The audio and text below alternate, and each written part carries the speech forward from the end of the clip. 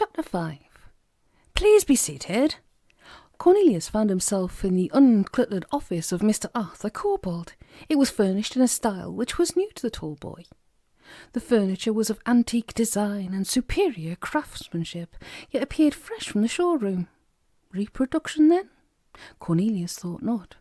There was more the feeling of a museum about the place, as if the office, its panelled walls, and rich dark furnishings had been preserved from the rigours of time, as had Mr. Kobold. He was dressed in a Victorian morning suit, high starched collar, watered silk cravat. A diamond tie-pin glittered at his throat. He was short and rotund, his face was broad and flat, his hair a high dark ruff, his side whiskers were magnificent.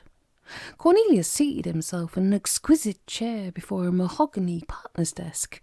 Mr. Kobold seated himself behind it. He plucked at the fob chain on his waistcoat and produced a ring of tiny brass keys.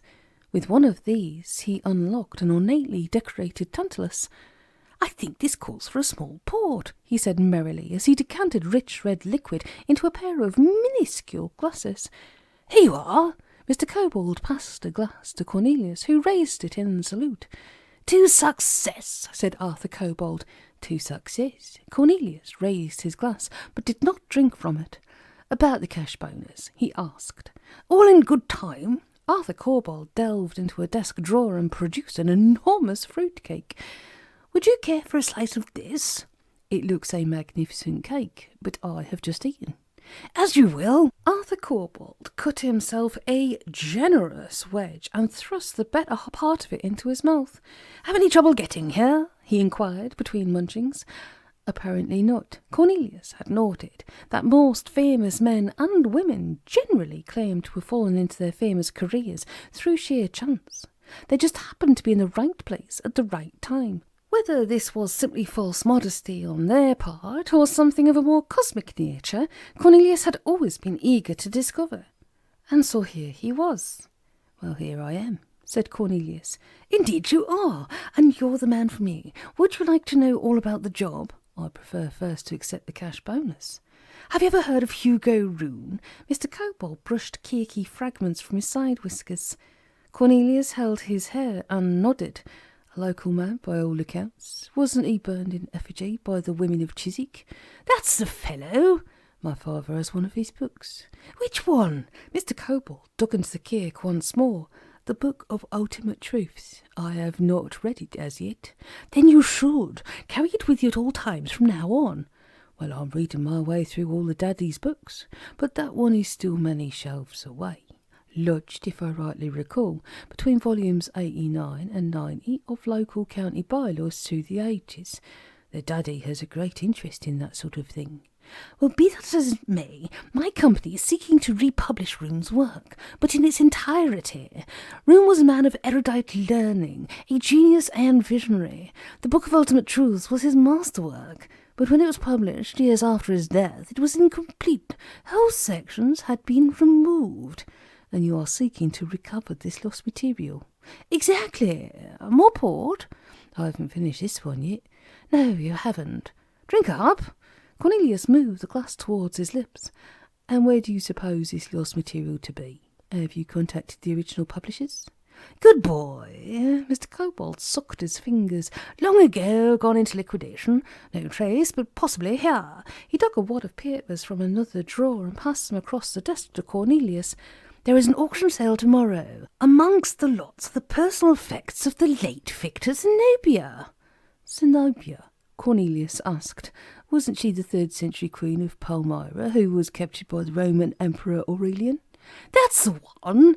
But this Victor Zenobia was one of the Rune's former acolytes. He was the Rune's secretary, and so amongst his personal effects are a number of papers. They may be those that I seek. They may be not. They may, however, furnish some clues.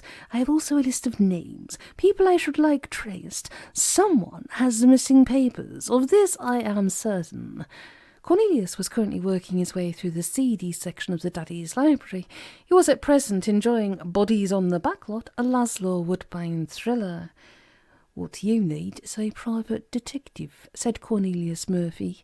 In as many words or fewer, yes. Arthur Kobold smiled. You've cake in your teeth, said Cornelius. What else to your list? Kobold dug it out and passed it over.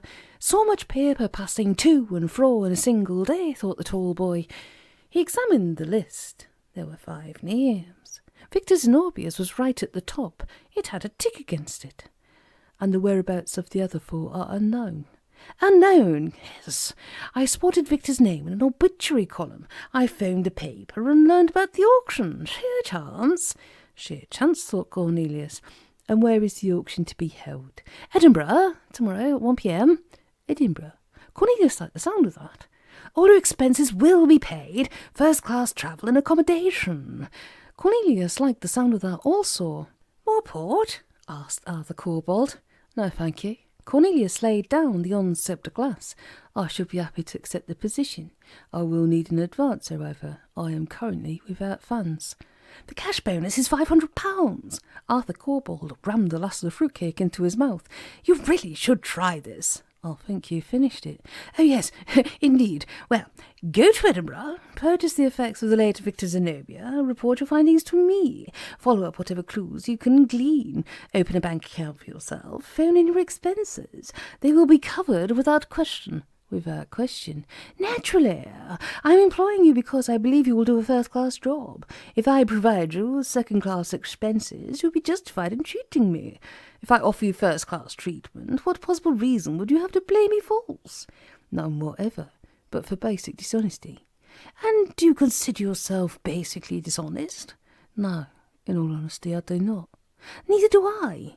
Then we have a deal. Just one more thing you should know. Time is of the essence. I am not the only one searching for these papers. There is a rival publisher. The stakes, as they say, are high. If you are successful, there will be much work for you in the future.